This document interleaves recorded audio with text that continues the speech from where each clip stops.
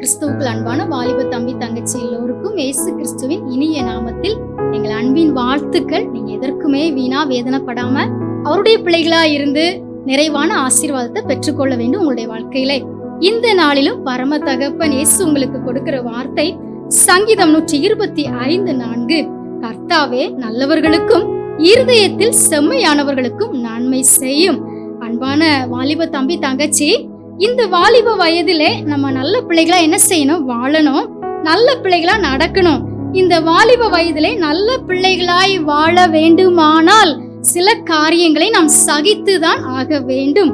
அது மட்டுமல்ல, உங்களுடைய இருதயம் எப்படி இருக்கணும்? செம்மையானதாக இருக்க வேண்டும் என்று சொல்லி தேவன் விரும்புகிறார்.